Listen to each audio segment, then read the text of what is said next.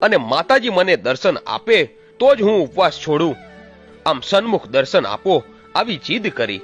માતાજી કે, હે દીકરા, હું આઠમના તાવે આવીશ, મને ઓળખી લેજે. જેમ દાદા વાલજી રામજીએ કર્યું એવું ના થાય યાદ રાખજે. અને અજય પરમારને તરત સંકેત મળી ગયો. અને હળાહળ કળિયુગનો દાખલો છે, જેના સાક્ષી અજય પરમાર તો જીવે છે, પણ બીજા 7 જણા તે દિવસે તાવે હતા એ પણ જીવે છે.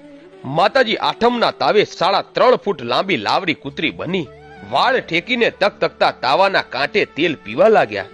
અજય પરમાર તરત જ ઓળખી ગયા. બધાને કહ્યું કે હટ કે બીજું કઈ બોલતા નહીં, પગે લાગજો. અને માતાજીને ખરા ટાઈમે ઓળખી લીધા.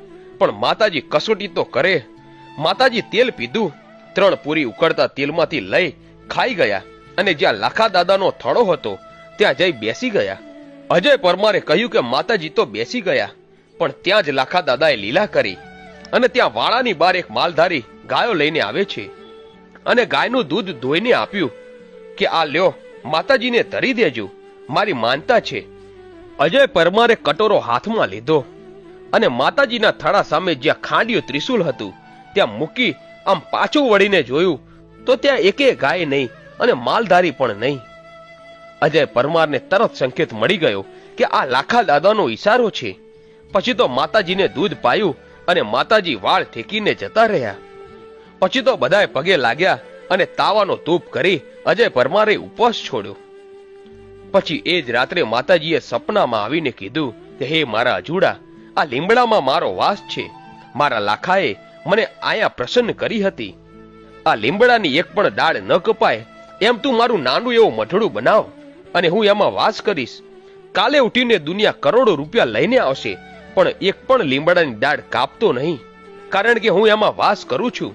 પછી તો કહેવાય છે કે બીજે દિવસે માતાજીનો સિંદુરિયો પાણો અને ત્રિશુલ લઈ લીમડીની અંદર એક સિંદુરિયો ત્રિશુલ કરી વચ્ચે લીમડી અને ચારે બાજુ મંદિર બનાવ્યું.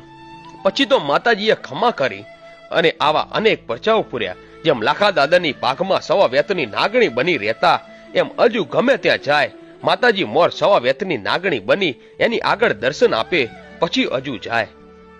આજે પણ અજય પરમાર મહેનત કરીને કમાઈને ખાય છે. દેવીના નામ ઉપર 1 રૂપિયો નથી લેતા.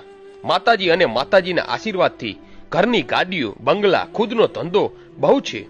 માતાજી ખમા ખમા કરે અને અજય પરમાર અને જે માતાજીને માને એની ઉપર માતાજી 1000 હાથનો સાયો કરે છે.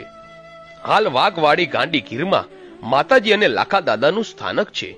મિત્રો, આવી જ વાર્તાઓ અને ઇતિહાસો જાણવા માટે આજે જ અમારી આ ચેનલ A1 ગુજરાતીને સબસ્ક્રાઇબ કરો. ધન્યવાદ.